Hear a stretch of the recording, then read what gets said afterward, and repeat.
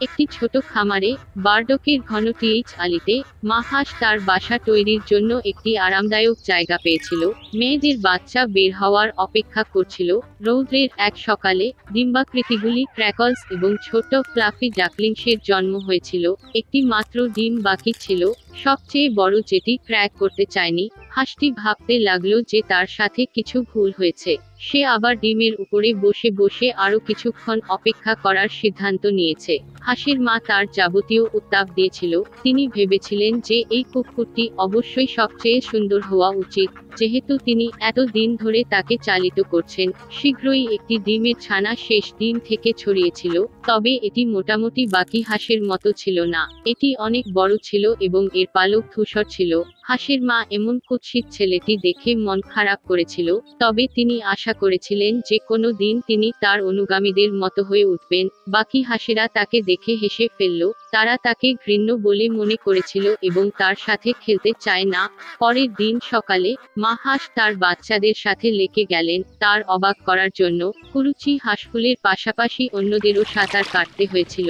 হাঁস তার বাচ্চাদের পোল্ট্রি ইয়ার্ডে নিয়ে আসে তাদের সমাজে পরিচয় করিয়ে দেওয়ার জন্য।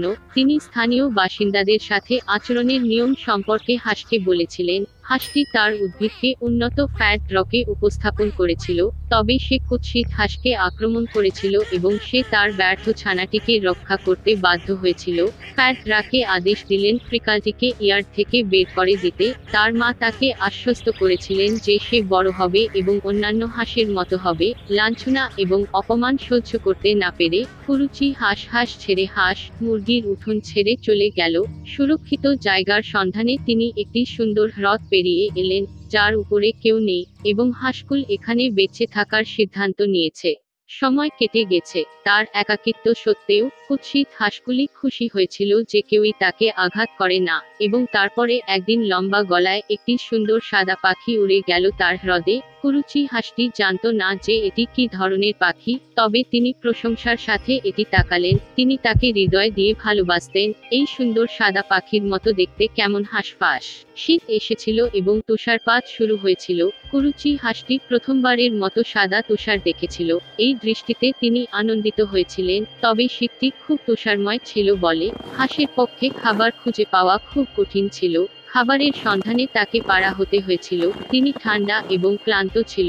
কুরুচি হাঁসটি কৃষকের বাড়িতে পৌঁছেছে। কৃষক যখন একটি পাতলা এবং অসুখী কুকুর দেখতে পেল, তখন সে তার জন্য দুঃখিত হল। কৃষক সিদ্ধান্ত নিয়েছে যে তিনি মোটাতাজা করা এবং পরিপক্ক না হওয়া পর্যন্ত হাঁসকে তার সাথে রাখবেন। বসন্ত এসেছে। মালিক কুকুরটির ভালো যত্ন নিয়েছিল এবং সে অনেক বেড়েছে। হাঁসকে আগে থেকেই প্রচুর জায়গার প্রয়োজন হয়েছিল এবং কৃষক তাকে হ্রদে ছেড়ে দেওয়ার সিদ্ধান্ত নিয়েছিল। হ্রদের তীরে দাঁড়িয়ে কুরুচি হাঁস জলে তার প্রতিবিম্বের দিকে তাকালো এবং সে তার চোখকে বিশ্বাস করতে পারে না। সে নিজেকে চিনতে পারে না এবং ভেবেছিল যে তার পিছনে অন্য কেউ রয়েছে। এবং তারপরে হাঁসটি বুঝতে পারল যে প্রতিবিম্বের অপূর্ব পাখিটি তিনি নিজেই। উদযাপন করার জন্য তিনি ছিটকে পড়ে এবং সমস্ত হ্রদের উপরে প্রান্ত থেকে প্রান্তে সাঁতার কাটেন এবং হঠাৎ সে লম্বা গলায় একই সুন্দর সাদা পাখিটি দেখেছিল, যা সে আগে একবার দেখেছিল। কুরুচি হাঁসটি তার কাছাকাছি সাঁতার কাটানোর সিদ্ধান্ত নিয়েছে, তবে সুন্দর পাখিটি ভয় পেল না, বরং বিপরীতে তিনি হাসলেন এবং মাতাল করলেন এবং তারা একসাথে হ্রদের ওপারে সাঁতরে উঠলেন। কুরুচি হাঁসফাঁস তার সুখকে বিশ্বাস করতে পারল না। পাশ দিয়ে যাচ্ছিল। হ্রদের তীরে একটি চর্বিযুক্ত ড্রাগ বলেছিল যে তিনি তার জীবনে এত সুন্দর যুবক রাজহাঁস কখনো দেখেননি। তিনি যখন জানতে পারলেন যে পোল্ট্রি ইয়ার্ড থেকে তিনি একবার যে কুৎসিত হাঁসকে বের করে দিয়েছিলেন তা হান্ট দেখা যাচ্ছে যে কুরুচি হাঁসটি প্রথম থেকেই রাজহাঁস ছিল। একটি দিন দুর্ঘটনাক্রমে হাঁসের নেড়ে পড়েছিল এবং যখন সুন্দরী যুবক রাজহাঁস ঘরে ফিরেছিল, তখন পোল্ট্রি ইয়ার্ডের প্রত্যেকে খুব লজ্জা পেয়েছিল যে তার উপস্থিতির কারণে তারা একবার তাকে অসন্তুষ্ট করেছিল। অনেক দিন আগে একজন মিলার একটি গাধা রাখতেন। বহু বছর ধরে গাধা কঠোর পরিশ্রম করেছিল এবং মিলারের পক্ষে এক অনিবার্য সহায়ক। কিন্তু বছরগুলি কেটে গেল এবং গাধা বৃদ্ধ এবং দুর্বল হয়ে গেল। তিনি আর মিলে কাজ করতে পারতেন না এবং মালিকের কাছে পশু খাওয়ানোর উপায় ছিল না। সুতরাং একটু প্রতিবিম্বের পরে মিলার গাধাটিকে বাইরে নিয়ে মাঠে নিয়ে গেলেন। গাধাটি অনেকক্ষণ ঘটনাস্থলে হোঁচট খেয়েছিল। কি করতে হবে তা জানে না। হঠাৎ করেই তিনি স্থির করলেন যে তিনি গৌরবময় শহর ব্রেমেনে গিয়ে স্ট্রিট মিউজিশিয়ান হয়ে গিটার বাজিয়ে জীবনধারণ করবেন। শহরের রাস্তাটি গাধাটিকে বনে নিয়ে গেল।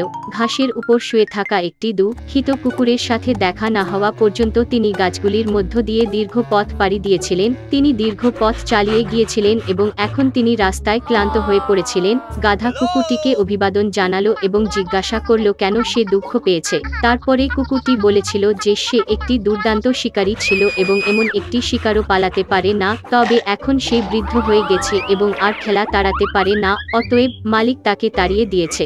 গাধাটি কিছুটা ভেবেছিল এবং তারপরে কুকুরটিকে জানিয়েছিল যে সে স্ট্রিট মিউজিশিয়ান হওয়ার পরিকল্পনা করছে।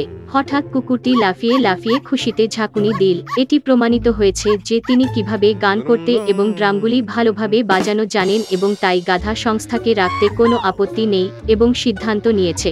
এখন গাধাটি একা ব্রেনের কাছে যায়নি, তারা একসাথে বনের মধ্য দিয়ে হেঁটেছিল এবং প্রত্যেকে নিজের মতো করে গান গেয়েছিল এবং তারপরে তারা রাস্তায় একটি বিড়ালের সাথে দেখা করলেন। তিনি এতটা দুঃখিত যে নতুন বানানো বন্ধুরা পাস করতে পারেনি। তারা বিড়ালকে জিজ্ঞাসা করতে লাগলো কেন সে এত অসন্তুষ্ট হয়েছিল। দেখা গেল যে দুষ্টু উপপত্নী বিড়ালটিকে ঘর থেকে বের করে দিয়েছে কারণ সে বৃদ্ধ হয়েছিল এবং আর ইঁদুর ধরতে পারে না। তারপরে গাধাটি কুকুরটির সাথে সম্মান জানালো এবং তারা বিড়ালটিকে একটি বেহালাবিদ হিসাবে গ্রুপে নিয়ে যাওয়ার সিদ্ধান্ত নিয়েছে এবং তাই প্রাণীরা ব্রেমেন যাওয়ার পথে অবধি এগিয়ে চলল যতক্ষণ না তারা পথে কোনো মোরগের দেখা পেল। সে হেজের উপর বসে মোরগের গলায় সন্ত্রাস নিয়ে ডাকল। বন্ধুরা তার সাথে কথা বলেছিল এবং শিখেছে যে মোরগ হোস্টেসের কাছ থেকে পালিয়ে গেছে, যিনি তাকে বৃদ্ধ মনে করেছিলেন এবং তার থেকে স্যুপ রান্না করার সিদ্ধান্ত নিয়েছিলেন। বার না ভেবে গাধা, কুকুর এবং বিড়াল একটি মুরগিকে দলে ডাকল, তাকে বলা লাইকা দিল। সুতরাং সদ্য তৈরি ট্রুপটি রাত পড়ার আগ পর্যন্ত বনের মধ্য দিয়ে হেঁটেছিল। একটি বড় গাছে রাতের জন্য স্থির হওয়া ছাড়া বন্ধুদের আর কোনো উপায় ছিল না। গাধা এবং কুকুর নিচে থেকে শুয়েছিল, বিড়াল একটি ডালে উঠেছিল এবং মোরগ গাছের একেবারে শীর্ষে বসেছিল। হঠাৎ দূর থেকে একটি আলো ঝলমল করল। মোরগ তার বোকা চোখের দিকে তাকিয়ে একটি কুঁড়েঘর লক্ষ্য করল যেখানে আলো ম্লান ছিল। তারপরে বন্ধুরা রাত্রে একটি কুঁড়েঘরে কাটানোর সিদ্ধান্ত নিল, কিন্তু তারা যখন ঝুপড়ির দিকে যাত্রা করল এবং জানালার বাইরে তাকালো, তারা সেখানে 4 জন ডাকাতকে দেখতে পেল আর একটি সফল ডাকাতির উদযাপন করল। ইতিমধ্যে বেশ ক্ষুধার্ত সঙ্গীত শিল্পীরা ডাকাতদের তাদের গর্জন থেকে তাড়িয়ে দেওয়ার সিদ্ধান্ত নিয়েছে এবং এখন বন্ধুদের মনে একটি পরিকল্পনা পাকা হয়েছে। গাধাটি উইন্ডোজিলের উপরে পড়েছিল, কুকুরটি গাধাটির উপর বসেছিল, কুকুরটির উপর বিড়াল এবং একটি মোরগ পিরামিডের শীর্ষে পরিণত হয়েছিল। তারপরে গাধা চিৎকার শুরু করল, কুকুরে ছোড়া, বিড়ালটি শুকানো এবং মোরগ ডাকছিল। দৈত্যটির আকস্মিক উপস্থিতিতে ভীত হয়ে ডাকাতরা ভয়ে কুঁড়েঘর থেকে পালিয়ে যায় এবং বন্ধুরা খুশিতে কুটিরে বসতি স্থাপন করল। তারা ডাকাতদের খাবার খেয়ে নিঃশব্দে বিছানায় গেল। যাই হোক, দস্যুরা তাদের মস্তকটি কেড়ে নিয়েছে এই বিষয়টি সামনে দাঁড়াতে চায়নি এবং তারপরে তারা একজন ডাকাতকে তদন্তের জন্য প্রেরণ করে। রাতের আড়ালে তিনি কুঁড়েঘরের দিকে যাত্রা করলেন, কিন্তু অন্ধকারে বিড়ালটির নজরে পড়ল না এবং তাতে পা বাড়াল। রাগের মধ্যে বিড়াল দস্যুর পায়ে আঁচড় মারল, কুকুরটি তার হাত কামড়ায়, মোরগটি মাথায় উকিয়ে দেয় এবং গাধার চোখে সমস্ত শক্তি দিয়ে তার খুরকে লাথি মারল। সুতরাং দস্যুরা ভয়াবহতার ঝুপড়ি থেকে পালিয়ে গেল এবং বাকি ডাকাতদের জানালো যে ভয়ানক দৈত্যরা তাদের মস্তিষ্কে বসতি স্থাপন করেছে, যার কাছ থেকে দূরে থাকাই ভালো। এই মুহূর্ত থেকে বন বাড়ির বন্ধুরা কেউ বিরক্ত করেনি, তারা শান্তি ও সম্প্রীতিতে বাস করত এবং নিজেদেরকে ব্রেমেন টাউন সঙ্গীতজ্ঞ বলে সম্বোধন করত।